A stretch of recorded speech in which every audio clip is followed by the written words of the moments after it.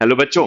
Topic for the day, आज का topic है रेवेन्यू एंड प्रोड्यूसर्स इक्विलिब्रियम एक साथ। इसीलिए क्योंकि प्रोड्यूसर्स इक्विलिब्रियम के साथ थोड़ी सी नाइंसाफी हुई है, उसकी आत्मा को निकाल के अलग कर दिया है। That is MRMC approach. तो टीआरटीसी अप्रोच, क्योंकि पहले ऐसा लिखा नहीं था कहीं कि नहीं आएगा, लेकिन टीचर्स का फेवरेट बन के रह गया था एमआरएमसी अप्रोच अलग से। और टीआरडीसी अप्रोच को समझे बिना एमआरएमसी अप्रोच पे हम जा नहीं पाते थे, तो हम टीआरडीसी अप्रोच पढ़ते थे। अब उन्होंने स्पेसिफिकली लिख दिया फॉर दिस पर्टिकुलर ईयर कि MRMC approach is not there in the syllabus of producers equilibrium for this particular year again. अगले साल आएगा, पिछले साल भी आया था। That is the base of all the producers equilibrium. पर हम रेवेन्यू और प्रोड्यूसर्स इक्विलिब्रियम का टीआरटीसी अप्रोच एक साथ पढ़ लेते हैं। रेवेन्यू से शुरुआत करेंगे कि रेवेन्यू क्या होता है। ध्यान से समझना, ध्यान से सुनना। कॉस्ट तक जो कॉन्सेप्ट था वो फर्म का इंटरनल मैटर था। मतलब फर्म को कितनी कॉस्ट रखनी है, कितनी कॉस्ट बढ़ेगी या कम हो जाएगी, लेबर बढ़ाना है कम करना है, that is internal matter of the firm. अब स्टोरी कहां तक आ गई?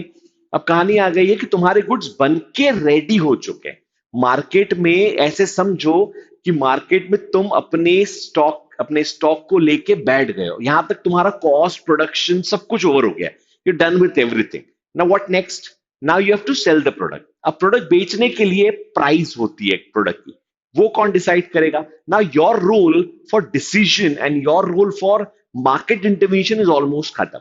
अब मार्केट में कितने प्लेयर्स हैं, तुम्हारे साथ कितने कॉम्पिटिटर्स हैं, लोग कितनी डिमांड करते हैं, इन सब पे डिपेंड करेगा कि तुम्हारे गुड की प्राइस कितनी होने वाली।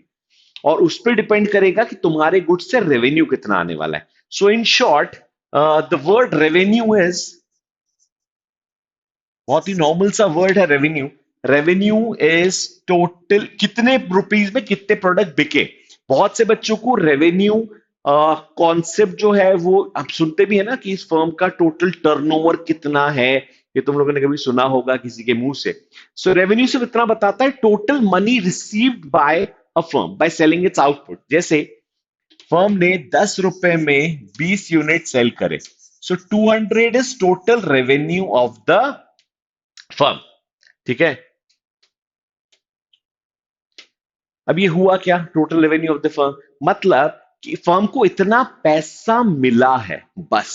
इसके अलावा ये नहीं बता रहा कुछ कि ये प्रॉफिट में है या लॉस में। ये प्राइस है and this is quantity. So this is total revenue. So price multiplied by quantity is total revenue. हमने ये बताया ही नहीं इसमें कि कॉस्ट कितना है और उसके बाद पता चलेगा प्रॉफिट कितना है। तो अब हम क्या है, प्राइस पे आ गए। और प्राइस जो है किसी भी इकोनॉमी में, ओपन इकोनॉमी में, इज डिटरमाइंड, ये लाइन हमेशा याद रखना, bye market forces of demand and supply. Price जो होता है वो मार्केट डिसाइड करता है, एक्चुअली डिटरमाइन करता है मार्केट, अपने आप डिटर्मिनेशन होता है मार्केट में। सो अब हमारे हाथ से कॉन्सेप्ट चला गया, हमारे हाथ से छूट गया सब कुछ। अब मार्केट पे डिपेंडेंसी है कि वो प्राइस कितनी रखेगी, क्या रखने वाली है, उनके हिसाब से हमारा प्राइस डिसाइड होगा, डिटरमाइन होगा। तो पढ़ लेते हैं मार्केट क्या होता है फिर से एक बार। रेवेन्यू क्या होता है? Revenue is total receipt from sale of output, और receipt from sale of total output is total revenue. Price multiplied by output, कितना पैसा एक फर्म को रिसीव हुआ। रेवेन्यू सिर्फ इसके बारे में बात करता है, इसके अलावा और कुछ नहीं बताता रेवेन्यू। चलो, now let's move on to market. अब मार्केट का लॉजिक क्या है? मार्केट दो टाइप के होते हैं। हम मार्केट को हमें डिटेल में पढ़ना ही है, पूरा एक चैप्टर है मार्केट फॉर्म्स के ऊपर। तो अभी हम एक बेसिक बस स्ट्रक्चर देते हैं मार्केट का क्या होता है। So market is technically of two type. सबको पता है, एक होता है परफेक्ट मार्केट और परफेक्ट कंपटीशन, और एक होता है इम्परफेक्ट मार्केट और इम्परफेक्ट कंपटीशन। ये just reading this for the reference of price की एग्जैक्टली प्राइस क्या होता है। So perfect market is a situation when there are large number of buyers and sellers selling homogeneous products with no extra cost, no labor cost, कोई transportation cost नहीं होता, सबको सारा knowledge होता है, परफेक्ट नॉलेज होता है। तो एक ऐसा मार्केट जहां पे सोचो तो you just enter the market. The best example of perfect market is vegetable market. You just enter the market और तुम्हें पता चलेगा यार सारे goods is known to me. There is no company, homogeneous products हैं, एंट्री एग्जिट फ्री है, बहुत सारे सेलर्स हैं, और सबको काफी हद तक नॉलेज भी है, काफी हद तक है। लेकिन ये लोग अज्यूम कर लेते हैं परफेक्ट मार्केट वाले कि परफेक्ट नॉलेज है। तो ये इनका एक छोटा सा अजम्पशन है जो इस मार्केट को अनरियलिस्टिक मार्केट बना देता है। हम पढ़ेंगे आगे सारी चीजें। तो अगर सारे अजम्पशन को क्लब करो, सारे फीचर्स को क्लब करो, तो पता चलेगा कि परफेक्ट मार्केट में there is no scope to increase और decrease the price. Just imagine you are in a market selling a product जो तुम्हारे अलावा बहुत सारे लोग बेच रहे हैं, और उस प्रोडक्ट में ऐसी कुछ खास बात है ही नहीं। खास बात से मेरा मतलब प्रोडक्ट खास है, लेकिन उसमें खास बात प्रोडक्ट के डिफरेंशिएशन में नहीं है। एक आलू और एक आलू बिक रहा है मार्केट में, and you can not differentiate between the आलू, क्योंकि जो आलू जहां से आ रहा है फार्मर से वो सेम है। प्याज, अनियन जो बिक रहे हैं वो एक ही जगह से आ रहा है, तुम सिर्फ सेल कर रहे हो उसको मार्केट में। तो क्या डिफरेंशिएशन करोगे? बोलोगे टाटा का आलू है, ये रिलायंस का आलू है, इसका नहीं कर सकते हम differentiation. So there is no much differentiation there, कुछ है ही नहीं डिफरेंशिएशन, जीरो डिफरेंशिएशन है। एंट्री एग्जिट भी फ्री है, सबको सारा नॉलेज भी है मार्केट का, तो प्राइस चेंज करोगे किस बेसिस पे? और कोई एक्स्ट्रा कॉस्ट भी नहीं है, अजम्पशन ले लिया, there is no extra labour cost, कुछ नहीं है। तो ऐसे मार्केट में प्राइजेस क्या होते हैं? Prices are constant. So in perfect market prices are constant, एक ही जैसे होते हैं। सो इम्परफेक्ट क्या हुआ? ऐसा मार्केट जो परफेक्ट नहीं है। सो परफेक्ट नहीं है मतलब there is chances of imperfection, there is chances of differentiation of the product. मैं अपने प्रोडक्ट को मार्केट से अलग बता सकता हूँ। We are not perfect market, अच्छा कंपटीशन नहीं है हमारे बीच में। हमने कंपटीशन को रोक दिया, कैसे? ये बोल के कि मेरा टूथपेस्ट टूथपेस्ट है ही नहीं। हम तो भैया कोलगेट है, we are normal toothpaste, we are normal washing powder, we are Surf Excel, या जो भी हम नाम लेते हैं। सो अपने आप को मार्केट से डिफरेंशिएट करते हैं, और हम जितना डिफरेंशिएट कर पाएंगे, हम जितना अलग कर पाएंगे, we are going towards monopoly. और जितना हम अलग करें या ग्रुप बनाए या हम मोनोपोली ही हो, तो कंपटीशन कम होगा या खत्म होता जाएगा, और जो कंपटीशन कम होगा खत्म होता जाएगा, so we can charge our own prices. So यहाँ पे प्राइजेस आर डिफरेंट, ठीक है। अब यहां पे मैं लिख देता हूं, अभी लिखना मत। Prices are different. अब डिफरेंट मतलब क्या हो सकता है? इंक्रीज या डिक्रीज। हम क्या ले? तो हमें one side of the price लेना होता है। एक्चुअल थियोरी में हायर स्टडीज में अगर तुम लोग कभी पढ़ोगे, तो हायर स्टडीज में प्राइजेस दोनों तरफ लिए जाते हैं, increase and decrease. But safer side पे एक्चुअल जो स्टडी होती है, 99% स्टडी, वो प्राइस फॉलिंग पे ली जाती है। क्योंकि प्राइस फॉलिंग से डिमांड का इंक्रीज पता चलता है, पहली चीज। और प्राइस फॉलिंग पे ही इकोनॉमी अपने रियल सिचुएशन को फेस करती है, प्राइस राइज पे फेस नहीं करती। इसीलिए सारे, ऑलमोस्ट सारी बुक्स में प्राइजेस आर फॉलिंग लिखा होता है, क्योंकि डिमांड बढ़ाने के लिए प्राइस फॉल करना होता है। ये भी समझ सकते हो अगर तुम्हें बहुत सिंपल वर्ड्स में समझना है तो। So in perfect competition prices are constant, in imperfect competition prices are falling. That's why in almost all the books you will see the features of prices are falling, not prices are rising and falling. Actually rise fall दोनों हो सकता है, तो हम दोनों situation से लेके भी पढ़ते हैं। But there is no use of rise and price level. Price falling का प्रोड्यूसर के, देखो प्राइस राइज हो रहा है तो प्रोड्यूसर को चिंता नहीं होगी, प्राइस फॉल होगा तो it's a matter of issue की क्या है यार, देख लेते हैं प्राइस क्यों फॉल हो रहा है, तो वहां पे जाके स्टडीज होती है। That's why price are falling को ही हम कंसिडर करते हैं एज ए स्टैंडर्ड सिचुएशन। जैसे जब हम कॉस्ट वाली अप्रोच देखते हैं, तो rising cost is the issue, revenue के केस में falling revenue is the issue. तो हम इश्यूज पे ही इकोनॉमी बनाते हैं, इश्यूज पे इकोनॉमी की स्टडी होती है, ठीक है। खैर, सो परफेक्ट कंपटीशन बस इतना याद रखना है तुम लोगों को, constant price, imperfect competition, falling price. इस पे पूरे रेवेन्यू कर्व्स बन जाते हैं और रेवेन्यू क्लियर हो जाता है इन दो चीजों पे, दो थ्योरी पे। So first will go for perfect competition, that is constant price level. Now what is revenue? Revenue के लिए तुम्हें लगेंगे units, total revenue, average revenue, marginal revenue. Units 1 2 3 4 5 6 7, जितने भी यूनिट्स बेचना है तुमने इतने यूनिट सेल कर दिए मार्केट में, या मार्केट में ऑफर कर दिए फॉर सेल, ठीक है। एक चीज और लगेगी, that is price. Now as price remains constant, तो मैं प्राइस को 10 ले लेता हूं। So price is 10 10 10। एक बार जो प्राइस डिसाइड हो गया वो डिसाइड हो गया, उसको हम चेंज नहीं कर सकते, इट इज कांस्टेंट, अभी पड़ा हुआ था। Because this one is perfect market और परफेक्ट कंपटीशन। अब 10 रुपए में हमने एक यूनिट बेचा, so total revenue is 10 rupees. फिर 10 रुपए में हमने दो यूनिट बेचा, total revenue is 20 and 30 and 40 and 50 and 60 and 70। सो हम हर बार 10 10 रुपीज में यूनिट्स बेचते जा रहे हैं, सो टोटल रेवेन्यू इंक्रीज होगा but at a constant rate. फिर आते हैं एवरेज रेवेन्यू पे। अभी जैसे मैंने बताया कि टोटल रेवेन्यू का फॉर्मूला होता है प्राइस मल्टीप्लाइड बाय क्वांटिटी। कितने प्राइस में कितने यूनिट सेल करें, that is total revenue. If I have to calculate price, so what would be the formula? Simple है, इसको ट्रांसपोज करेंगे तो हो जाएगा T R divided by output equals to price. Average revenue का फॉर्मूला भी यही होता है। Average revenue is T R divided by output. In short, average revenue और प्राइस एक ही चीज होती है। और लॉजिकली भी समझो तो एवरेज रेवेन्यू का मतलब क्या हुआ? ऑन एन एवरेज एक गुड कितने प्राइस में सेल हुआ, यही तो होता है ना average revenue. So on an average एक गुड से कितना पैसा आया, मतलब एक गुड की price. So price, so average revenue price ही होती है और कुछ नहीं होता। तो या तो तुम इसको डिवाइड करो T R divided by output, या तुम सीधे प्राइस को कॉपी कर लो।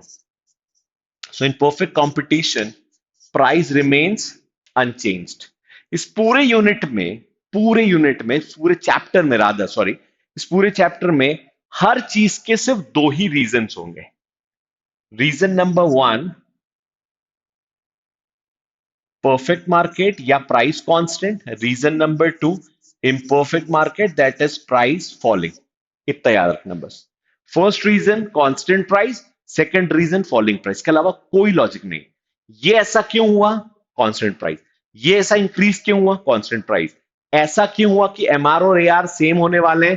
Constant price. अब एमआर क्या होता है? MR is change, change in TR, T R N minus T R N minus one. So हर बार टी आर एम आर जो है वो कांस्टेंट होगा। और क्यों कांस्टेंट होगा? क्योंकि प्राइसेस आर कांस्टेंट। तो ये बन गया पूरा रेवेन्यू का schedule model. But in case of perfect market, perfect competition, यहां बनाते हैं रेवेन्यू कर्व इसी बेसिस पे। So T R A R curve कैसे बनेगा? This is total revenue curve. यहां ले लेते हैं टी आर, यहां ले लेते हैं आउटपुट, यूनिट्स ऑफ आउटपुट। और A R M R curve parallel to X axis और पैरेलल टू आउटपुट एक्सिस, और एक ही बनेंगे। A R equals to M R equals to price. इस एक्सिस पे एम आर और ए आर, इस एक्सिस पे output. This is perfect competition T R and M R curve. Simple curve, सबसे इजी मार्केट होता है परफेक्ट कंपटीशन। क्यों straight line बना? कोई पूछेगा रीजन, एक ही रीजन है, that is prices are constant. चलो रिमूविंग इट, इसको हटाते हैं, इनको भी हटाते हैं। तुम लोग नया शेड्यूल बना लो तो तुम्हारे लिए काम आ जाएगा, तुम लोग मिटा भी नहीं सकते। चलो next is will go for imperfect competition. अब इम्परफेक्ट कंपटीशन में सब कुछ सेम रहेगा, सिर्फ एक चीज बदलेगी, दैट इज प्राइस। बाकी सारा प्रोसेस और सब पूरी स्टेप सेम रहेगी। सो इम्परफेक्ट मार्केट मतलब जहां पे प्राइसेस आर फॉलिंग। यहां पे क्या होगा? टी आर ए आर का प्राइसेस आर फॉलिंग। मैं ले लेता हूं वापस से यूनिट ऑफ आउटपुट, यूनिट और आउटपुट दोनों लिख सकते हो इसको। Unit is 1 2 3 4 5 6 7 8। प्राइजेस फॉलिंग, सो 10 से शुरू करते हैं। 10 9 8 7 6 5 4 3। 10 9 8 7 6 5 4 3। यस, सारा सेट हो गया। अच्छा, इसको प्राइस को जीरो तक मत ले जाना, वन तक ले जाना मैक्सिमम, जरूरत नहीं पड़ेगी वैसे 8 से ऊपर यूनिट्स लेने की, लेकिन जीरो मत करना। बच्चे करते करते जोश में, भावनाओं में बह जाते हैं और जीरो कर देते हैं। जीरो नहीं करना। जीरो इसलिए मत करना क्योंकि प्राइस जीरो नहीं होती किसी भी कमोडिटी की। Zero, zero can never be a price of anything. खैर, so price multiplied by output क्या होगा? 10 मल्टीप्लाइड बाय 1। 10 रुपए में एक आउटपुट बेचा, 10 रुपीज। देन 9 रुपीज में टू आउटपुट बेचा, 18। 8 में 3, 24 एंड सो ऑन। हमें आगे आगे करते जाना है। 7 into 4 is 28, 6 into 5 is 30, Again 6 into 5 is 30, 4 into 7 is 28, 8 into 3 is 24. अब देखो, जो टीआर है वो इंक्रीज तो हो रहा है, लेकिन उसके इंक्रीज होने का रेट जो है दैट इज फॉलिंग। पहले 8 से इंक्रीज हुआ, फिर 6 से, फिर 4 से, फिर 2 से, फिर कांस्टेंट, फिर फॉल, फिर फॉल। मतलब TR increases at diminishing rate, reaches to its maximum and start falling. AR क्या होता है? एआर तो प्राइस ही होता है। सो 10, 9, 8, 7, 6, 5, 4, 3। Now what is MR? MR is change in TR या फिर slope of TR। TR जिस रेट पे चेंज हो रहा है दैट रेट इज MR। और चेंज क्या होता है? TRN माइनस TRN माइनस 1, तो इनके बीच का gap. So the gap is 10, 8, 6, 4, 2, 0, -2, -4। Curve बनाओगे तो कर्व कैसा बनेगा ARMR का? TR अभी जैसे बताया increases at diminishing rate, total revenue curve increases at diminishing rate। AR and MR जहां पे TR मैक्सिमम है, एक लाइन नीचे ड्रैग करो, this one is MR and this is AR। MR ज्यादा स्पीड से फॉल होता है, 10, 8, 6, 4, 2, 0। AR 10, 9, 8, 7, 6, 5। AR का फॉलिंग रेट स्लो है। MR जीरो और नेगेटिव भी हो सकता है, AR कभी जीरो या नेगेटिव नहीं हो सकता क्योंकि AR प्राइस होती है। Average can never B zero, average can never B negative. Graph में शो हो गया, ये इम्परफेक्ट का ग्राफ है। ठीक है, एक बार इसी के साथ परफेक्ट भी बना देता हूं बगल में, ताकि तुम लोगों को दोनों ग्राफ कंपैरिजन के लिए आसान हो जाएगा। हो सकता है दोनों ग्राफ कभी साथ में ही बनाना पड़े, परफेक्ट और इम्परफेक्ट का। So this one is imperfect. Perfect क्या होगा? Total revenue. परफेक्ट क्या होगा? AR and MR is same. So this is perfect panel. That one is imperfect panel. जब भी ग्राफ बनाओ मार्किंग जरूर करना, नहीं तो वो वेस्ट होता चला जाता है ग्राफ। एक्स और वाई एक्सिस की मार्किंग जरूर कर देना, कौन सा ग्राफ बना रहे हो लिखना जरूर, परफेक्ट एंड इम्परफेक्ट। अब अच्छा, यहां से न्यूमेरिकल्स आने की कोई चांस नहीं है, सिर्फ न्यूमेरिकल आएगा तो प्रोड्यूसर्स इक्विलिब्रियम से आएगा। लेकिन जिस तरीके से MRMC अप्रोच हटाया है उसका भी स्कोप थोड़ा सा कम हो गया है वैसे, पर होगा तो बहुत इजी न्यूमेरिकल होगा, कॉस्ट की तरह तो नहीं होंगे। ठीक है, चलो। Now what is producer's equilibrium, what exactly it is? जैसे कंज्यूमर इक्विलिब्रियम था, a point where consumer attains maximum और optimum level of satisfaction. Consumer को सेटिस्फैक्शन होता है। The same way producer's equilibrium is price where producer attains और feels maximum profit. अब यहां पे फील या ऐसा नहीं होता कि मुझे मन में बहुत खुशी हुई कि हाँ दिखता है। So producer equilibrium is a very technical thing. हाँ प्रॉफिट हो गया। कंज्यूमर इक्विलिब्रियम थोड़ी साइकोलॉजिकल होता है कि मेरा सेटिस्फेक्शन इतना ही, मुझे नहीं चाहिए इससे ज्यादा, या मुझे ये चीज इतनी चाहिए, ये चीज इतनी चाहिए। प्रोड्यूसर इक्विलिब्रियम के साथ ऐसा नहीं होता। Maximum profit means maximum profit. So that is very technical concept, technical thing. So producer equilibrium का मतलब क्या हुआ? Point where producer earns maximum profit. Maximum profit मतलब, प्रॉफिट का मतलब क्या होता है? Profit is total revenue minus total cost. जितना पैसा मिला, मान लो हमारा revenue is 100 and cost is 80, तो profit is 20। Now see the gap between TR and TC is profit. As the gap increases, profit increases, and the gap, when where the gap is maximum, profit is maximum। सीधा सा logic है कि TR और TC के बीच का gap ही profit होता है। ये गैप जहां पे मैक्सिमम होगा, प्रॉफिट वहां पे मैक्सिमम हो जाएगा। तो हमें पढ़ना क्या है? हमें बस एक गैप पढ़ना है। मान लो ये है TR, टोटल रेवेन्यू। तुम लोगों ने टोटल कॉस्ट कर्व पढ़ा था लास्ट लेक्चर में। टोटल कॉस्ट कर्व कभी भी स्टार्ट होता है, क्योंकि टोटल फिक्स कॉस्ट है इसीलिए वो हमेशा स्टार्ट होगा कहां से? पॉजिटिव से। और कुछ ऐसा कर्व बनता है TC का ना। सी स्टार्टिंग में तुम्हारे पास ये लॉस एरिया है। So this area is loss. This area is known as break even point and this portion is known as profit. तो ये पूरा प्रॉफिट जोन है जहां सबसे ज्यादा प्रॉफिट यहां हो रहा है। बीच में। इसको प्रूफ करने के क्या तरीका, एक तरीका है इसको प्रूफ करने का। पहला, हम कंडीशंस लिख लेते हैं कि कहां पे हम बोलेंगे कि profit is maximum. The first condition is gap between TR and TC is maximum. जहां पे टीआर और टीसी के बीच का गैप मैक्सिमम होगा। और कैसे प्रूफ करोगे? दो टेंजेंट लाइन ड्रॉ करो। टेंजेंट मतलब जो उस पॉइंट को टच होके निकलती है। टेंजेंट का एक्चुअल मतलब होता है जो एक पॉइंट पे इंटरसेक्ट करे। और जब कोई चीज एक ही पॉइंट पे इंटरसेक्ट करती है तो वो टच होके ही निकलेगी और कोई ऑप्शन नहीं बचा। So when two tangents are parallel to each other. अब ये टेंजेंट का कॉन्सेप्ट क्या हुआ? देखो, टू टेंजेंट पैरेलल, यहां पे वो टेंजेंट पैरेलल नहीं है, यहां पे भी पैरेलल नहीं है, वो एक ही पॉइंट पे पैरेलल होगी जहां पे मैक्सिमम होगा। तो मैं लिख देता हूं, when two tangents are parallel to each other. जब दो टेंजेंट एक दूसरे के पैरेलल होगी, that is the point of maximum. Third point, tangent का मतलब क्या होता है? तुम लोगों ने शायद टेंथ थीटा क्लास टेंथ में या कभी पढ़ा होगा, सुना होगा, समझा होगा, भूल गए भी होगे शायद।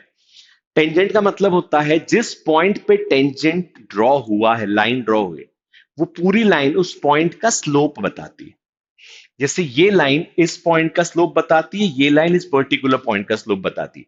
ये इसलिए बनाया जाता है कि अगर कर्व लीनियर नहीं है, स्ट्रेट लाइन नहीं है, तो हमें हर पॉइंट का अलग स्लोप निकालना होता है। तो हर पॉइंट के अलग स्लोप निकालने का सीधा सा स्ट्रक्चर, सीधा तरीका होता है, उस पॉइंट पे एक लाइन ड्रॉ कर दो, तो पूरी लाइन का स्लोप निकलेगा। लाइन का स्लोप तो निकल सकता है, तो उस पॉइंट का भी स्लोप निकल आएगा। मतलब ये दोनों लाइन अब पैरेलल है, तो इससे क्या पता चला? जहां पे slope of T R equals to slope of TC, क्योंकि पैरेलल है। तो जिस पॉइंट पे दो टेंजेंट पैरेलल होगी, उस पॉइंट पे टी आर और टीसी का, मैं बात कर रहा हूं पॉइंट नंबर ए और point number B. So point number A और पॉइंट नंबर बी पे टी आर टीसी का स्लोप इक्वल होगा। और fourth point, fourth feature, profit falls after equilibrium. ये बहुत लॉजिकल सा पॉइंट है कि इसमें इसमें इकोनॉमी से ज्यादा लॉजिकल सेंस इंक्लूड हुआ है। हम किस पॉइंट को मैक्सिमम बोलेंगे? जिसके बाद प्रॉफिट फॉल हो। देखो, प्रॉफिट बढ़ेगा और कम होगा, प्रॉफिट का यही स्ट्रक्चर चलता है। अब बड़ा बड़ा बड़ा बड़ा एक पॉइंट है, इसका फॉल हुआ, तो हम क्या बोलेंगे? जहां फॉल हुआ हम बोलेंगे अरे यही पॉइंट जो अभी जहां से फॉल हुआ ये मैक्सिमम है।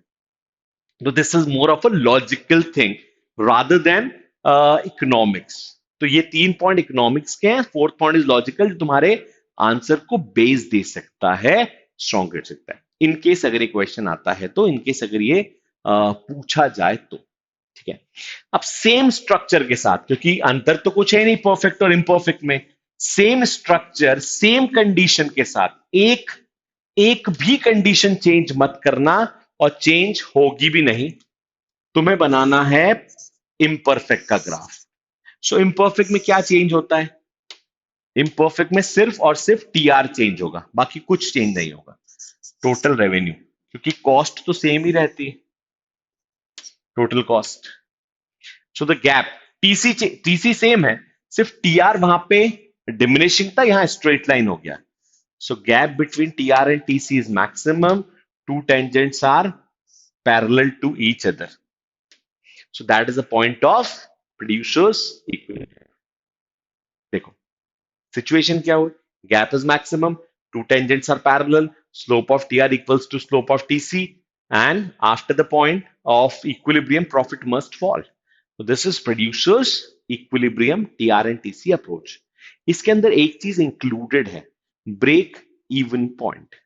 So what is break even point? It is a point when producer earns NP&L, no profit and no loss. इसके बाद एक्चुअली प्रॉफिट स्टार्ट होता है। हर फर्म ट्राई करती है ASAP, as soon as possible, इस पॉइंट को achieve कर ले, इस पॉइंट को टच कर ले। तो ये था रेवेन्यू एंड प्रोड्यूसर्स इक्विलिब्रियम का मॉडल, जो इस साल सिलेबस में है। जो मेजर पोर्शन था MRMC approach, that has been eliminated by board. इस चैप्टर को उन्होंने बहुत छोटा श्रिंक कर दिया है, तो इस चैप्टर से रेवेन्यू से इतने क्वेश्चंस बनेंगे, एक क्वेश्चन तो बनना उम्मीद है बन जाए एक आध क्वेश्चन, हालांकि यूनिट बहुत बड़ा है, रेवेन्यू, प्रोड्यूसर्स, इक्विलिब्रियम और प्रोडक्शन के साथ अटैच यूनिट है 5 चैप्टर का, तो बहुत सारा स्कोप है इस चैप्टर से पूछने के लिए। तो यहां से शायद इतना ज्यादा स्कोप ना बचे, बट फिर भी आना चाहिए, नो स्टोन अनटर्न। ठीक है, आपको भी डाउट होगा, so T R groups, Telegram group is always the option. तुम लोग वहां पे आओ, डाउट्स पूछो, and I'll answer all your doubts in case if any in this particular topic. Till then, thanks a lot for listening so carefully. Thank you.